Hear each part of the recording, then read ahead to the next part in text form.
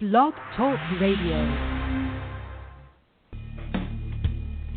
Welcome to Institute for Personal Development, where total consciousness is the new frontier. Kriya Yoga is the union of the individual with the divine. Join us as we explore the practices that initiate this process.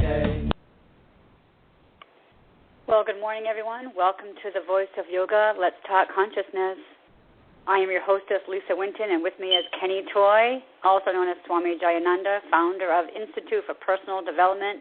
We're located here in Hampton, New Hampshire. Good morning, Swami. Thank you for being here today. How are you? I'm doing well. And you? I'm doing great on this rainy morning. Well, I want to thank the listeners for tuning in. Since today, May 28th, is a new moon on our program, Voice of Yoga, we're going to talk about this new moon that is in Gemini. It also squares Neptune in Pisces and trines Mars in Libra. So it sounds like there's a lot going on today. So, Swami, we're going to need your help, and we need you to start us off by explaining, what does all this mean?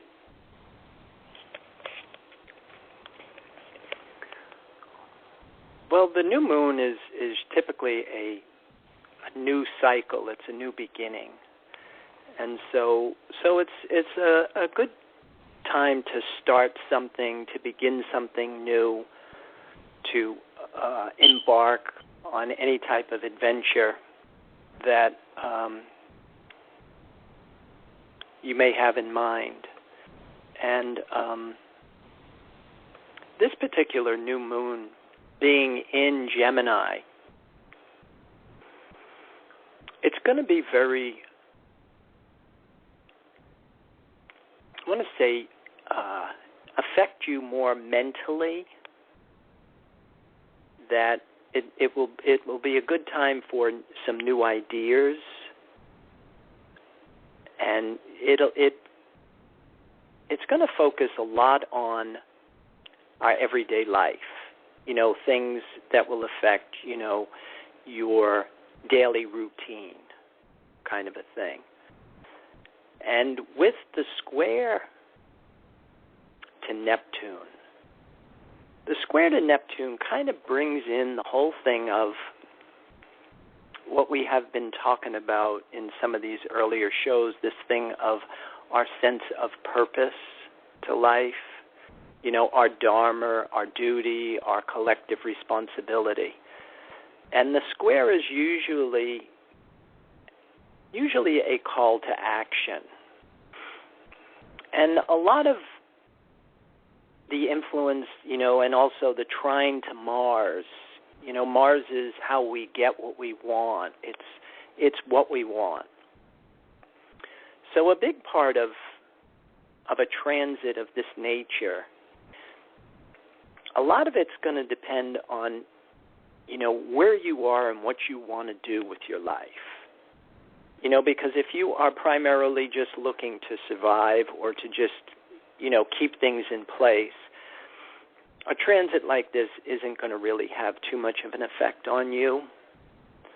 You know, but if you have, you know, maybe some greater aspirations, you know, like what we have been talking about, if you have kind of launched your life and you have embarked on a spiritual journey and you have separated from the norm, then this is a great time for you to organize your needs, your wants, and your purpose. You know, because one of the things we always talk about is the whole thing of first we must divide and conquer before we can unite and stand.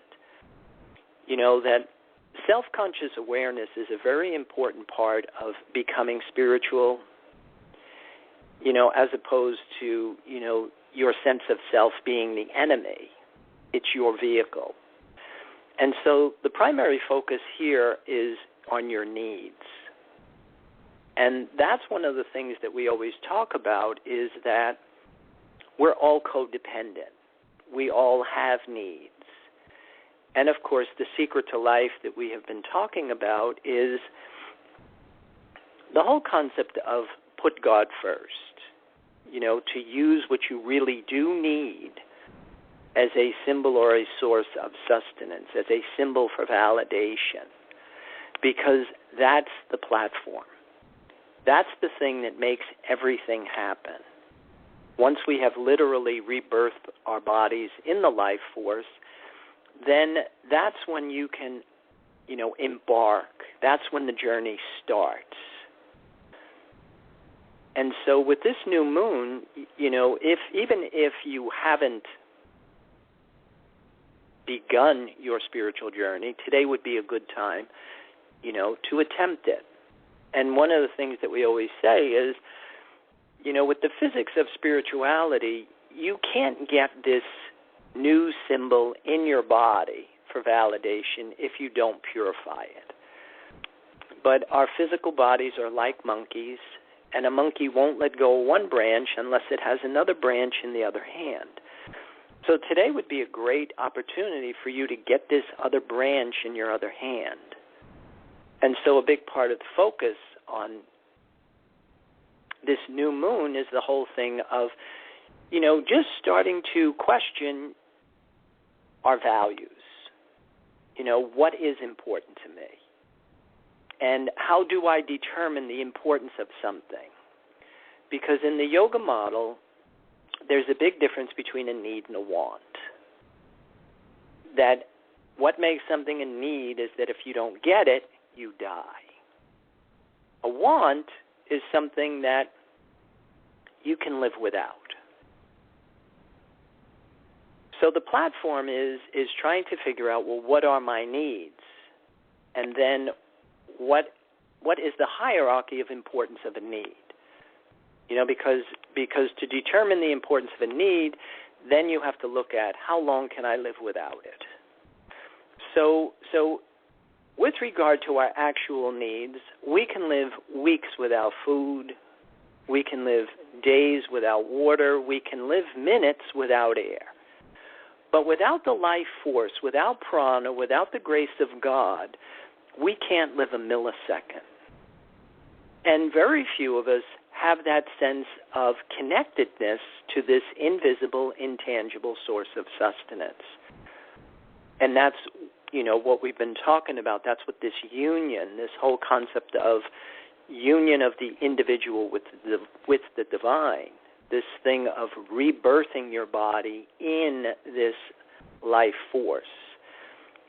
It is not some obscure, abstract, useless bit of, scholasticism, but it's a fact, that if the human being uses what they really do need to validate themselves, then something different happens to us. So what is the difference between if I can intellectually understand that I need prana, because I can't live a millisecond without it, so I intellectually understand it, as opposed to how do I know if I'm actually doing it? Yeah, there's a big difference between being good and doing good. That's one of the distinctions that we always try and make in our programs, that this concept of literally rebirthing your body in a different source of sustenance has a different return. And if you are struggling with your behavior, if say, for example, like when, in order to really be spiritual, you have to purify your body. Now, if you are continuing to struggle with longings for, different types of food, say, for example, then the change hasn't gone deep enough. That it's still intellectual and your body is still looking for something tangible to validate itself. That's why the spiritual practice, that we employ includes the body. That this rebirthing of the body is literally changing the reward circuits in your brain so that now you long for the void or the nothing. And when you do that, now you have changed your source of sustenance. You have changed the energy field or the dimension of reality that you align with. You've changed your desire, basically. And when you feel connected to something that's pure, powerful, and sacred, and you are using it to produce the feeling in your body that you're okay, then the panel's wired. Otherwise, most of us are still drawing physically from the outside world, but we are trying to perform the conduct. We're trying to uphold the behavior of, say, for example, being good. But it's a very different dynamic. And that's what we tried to talk about, a couple of weeks ago. The whole concept of sex out of marriage is a sin. Is like trying to cut down a tree with a chainsaw without starting it up. And that's one of the things, that we have been talking about, that there is a huge difference between abstaining from the things that our bodies use to validate themselves and literally indulging yourself in a different source of sustenance. Because when you draw from this life force, then you become good by nature. It's not something that you are trying to do. It is what you do naturally at this point. So I want to take advantage of all the tools that are out there, including what's happening astrologically speaking. So the first thing I would have to do is clarify my needs and my wants, and then how do I take better advantage of everything else that's happening?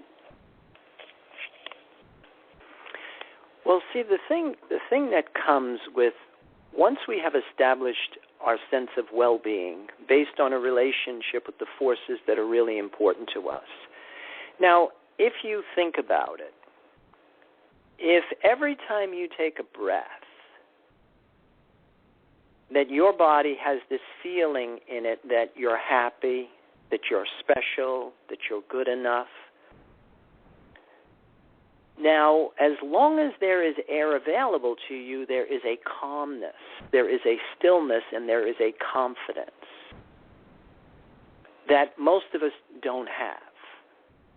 Most of us, we are controlled by external substances, circumstances, and situations.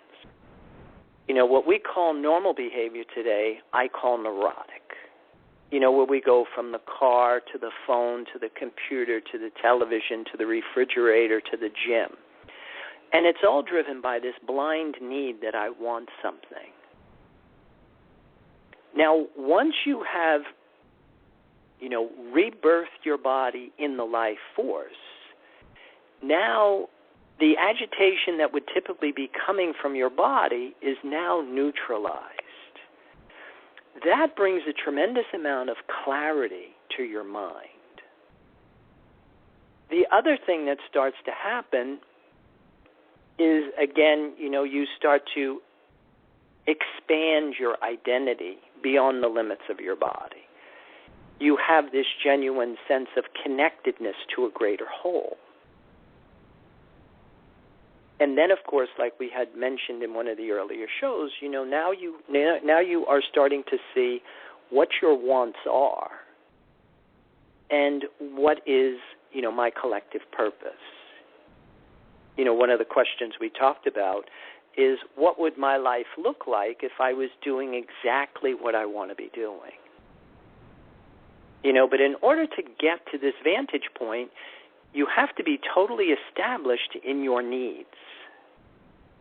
Because if you don't have that anchor, then you don't have the calmness, the stillness, or the clarity that enables you to move forward with the whole thing.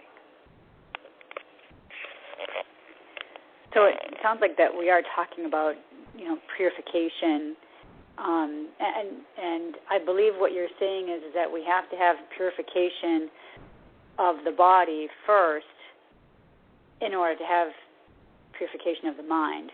Am I understanding that correctly? Well, to answer your question, they kind of work together, that everything is happening on three different levels. And that's one of the things, that we always talk about are the three forces of the universe. There's a creating, there's a sustaining, and then there's a dissolving force of the universe. And we're all part of this cycle. Now, the whole thing of, purification of your body and also purification of your mind. Because even though they work together, they are different dimensions. That purifying your body is basically you have to eliminate all the things that would produce cravings and disturbances in the body. Purification of the mind is much more in sync with what we call purity in yoga, which is your ability to think, feel, say, and do one and the same thing. Because that's what gives us focus. And that's one of the things, when you are troubleshooting your practice, one of the things that you can always look at is, what did I say and what am I doing? Because when I'm interacting with people, that's the first thing I do. I listen to what somebody says, and then I watch what they do. Now, if somebody says one thing and does something completely different, then that person is what I call scattered. That's impure thoughts. But if you can think, feel, say, and do one and the same thing, then that's how you purify your mind. Well, thank you for that. What I'd like to do is just take a break for a few moments to hear a word from our sponsor. But when we come back, I'd like to open it up to our callers to have them maybe ask you any questions. So we will be back momentarily. Om Purnamada Purnamidam Purnamudachyate.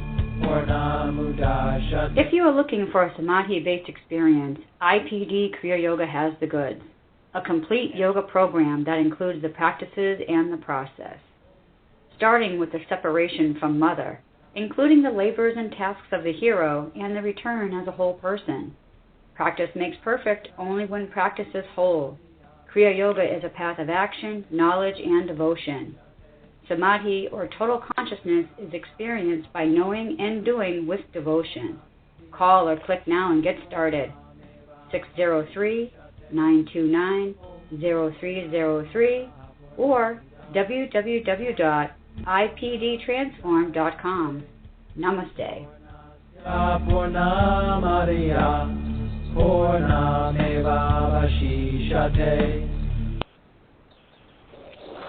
Well, welcome back. For those of you just joining us, you are listening to The Voice of Yoga, and we are talking consciousness. With me is Swami Jayananda, and I'd like to thank the listeners for tuning in, and I'd also like to open up any questions that our listeners may have for Swami.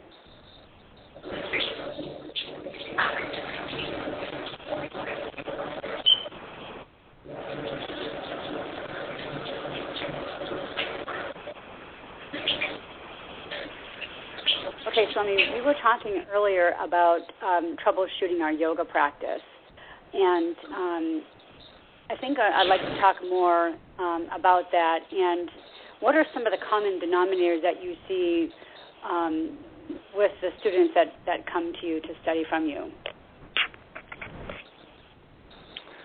Well, one of the major obstacles to this thing called enlightenment is what is called avidya, ignorance. Basically mistaking the impermanent for the permanent. The Bible addresses the same thing with the concept of false gods. And, we're drawing from a limited source of sustenance, but we think we're drawing from this invisible, intangible source of sustenance. And that's probably one of the biggest limitations to a yoga practice. And again, you know, in order to really keep it on course and keep it working trouble-free, then you really have to be very clear about your needs. And, you know, be very diligent with your awareness of what it is that you're using to validate yourself. You know, because the concept of being happy can be misleading. We can be happy because things are going well in the outside world. Now, the whole intention here is that you want to be happy because you have nothing. And that's why, you know, we always say use your breath. You know, that air is the closest tangible image we can find to identify with this thing called God or this thing called spirit. And air is also, you know, of your life-sustaining forces, your number 2 life-sustaining force. It's the one that's invisible but tangible. That you can hold your breath and put yourself in a real life-threatening situation. But the minute you start to elevate breath to a position of importance that it warrants in your value system, now you're changing how you think. And with repetition comes absorption, and again, provided you've purified your body. You know, because the physics of spirituality is like attracts like, and 2 things can't occupy the same space at the same time. We cannot get this invisible, intangible source of sustenance in the body if it is longing for something tangible. That's why, you know, your second stage of yoga, your first niyama is shaucha, purification. And then, like we were saying, I mean, we have to purify ourselves on many levels. Physically, we have to purge the body of, you know, phlegm, bile, lactic acid, carbon dioxide. And you have to eliminate all the foods that produce cravings and disturbances. You know, 4 substances we're socialized to think there's nothing wrong with: caffeine, nicotine, alcohol, and refined sugars. And on that list, the worst is refined sugars. Jesus and Socrates didn't know what refined sugar was. You know, so the books don't really address it, but it is a drug. And it is absorbed almost immediately into your bloodstream, and it will produce a craving for itself. You know, but then, like we have been saying, being spiritual isn't abstaining. It's not giving up. It's a substitution. You know, that you have replaced your dependency upon something tangible for a new dependency upon something that's invisible and intangible. That's a big difference. And just like we were saying earlier, I mean, there's a big difference between doing and being. And on a spiritual level, you can't think that you're spiritual. You have to become divine. And that brings us back to the knowing and doing and having this understanding and clarification of what is our yoga practice and what is it doing for us. I would like to just take a moment and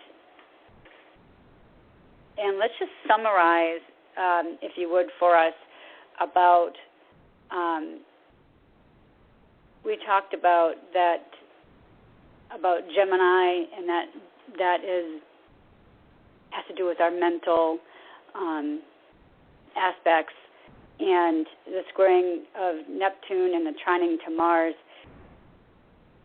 I specifically want to talk about trining to Mars, about getting what we want. You had talked about that.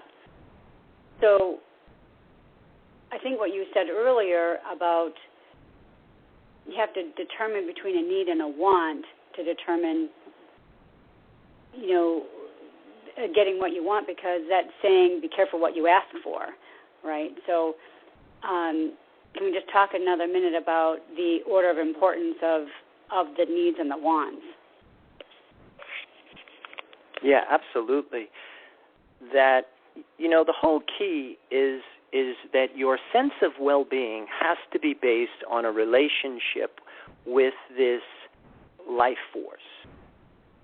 That's what your spiritual practice does for you. That's the part that's missing in our Western socialization.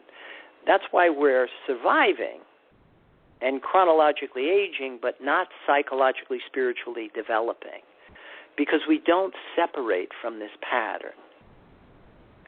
And once we reestablish a relationship with what we really do need, and matter and mind come together with new information, see, that's the starting point. So a big part of the practice, again, is being able to separate from something that's safe, familiar, comfortable, and known, and reconnect to something that's invisible and intangible.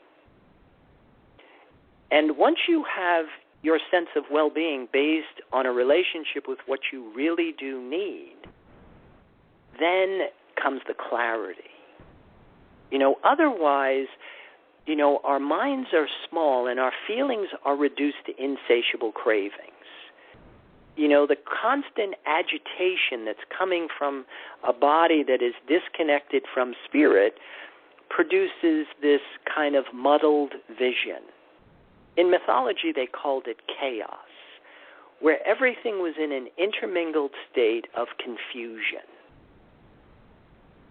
And then that's why the yoga practice, first we divide and conquer before we unite and stand. First we have to compartmentalize psyche.